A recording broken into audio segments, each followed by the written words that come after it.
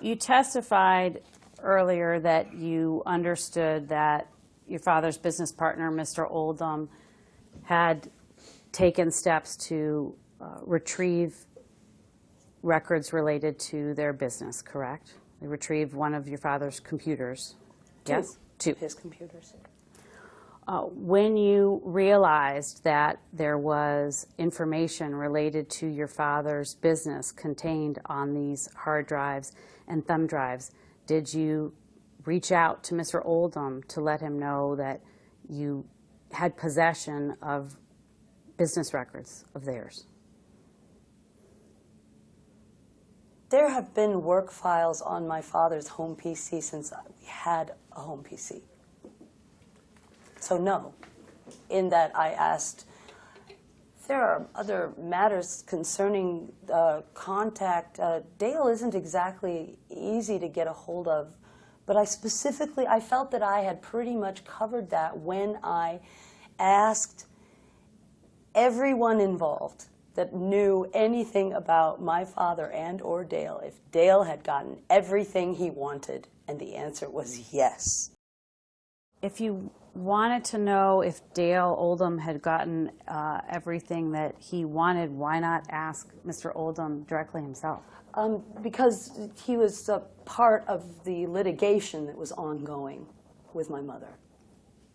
He was an opposing party in that litigation and non-communicative before that point as well. I did at one point attempt to reach out to him to discuss my mother, but he did not return my calls and resisted all of my attempts to talk to him. When did you attempt to reach out to Mr. Oldham to discuss your mother? Twice, once during the first trip to Raleigh and again at the second trip to Raleigh.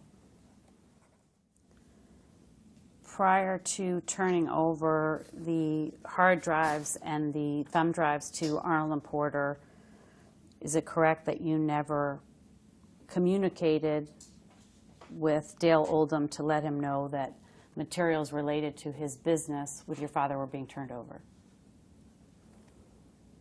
Those were my father's files. I did not assume that any of them or all of them, many of them were there on that hard drive before geographic strategies existed. There were files related to my father's work that were there from a time when I'm not even sure that Dale knew my father. I did not really think of this in terms of Dale Oldham. No, I thought of this in terms of my dead father and his work in public service, not so much about Dale, honestly. Is that no, you did not communicate with Dale Oldham before you turned over these files to Arnold Porter to let him know that there were records related to his business with your father that were being turned over in response to a subpoena? Objection asked and answered. Go ahead and answer. I didn't attempt yet again to contact Mr. Oldham in advance of responding to that subpoena. No, I did not.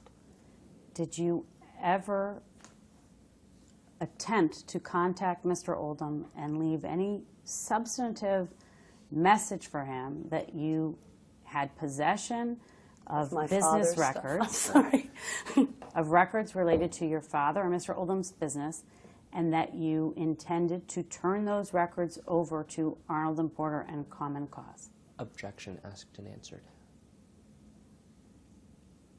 I didn't.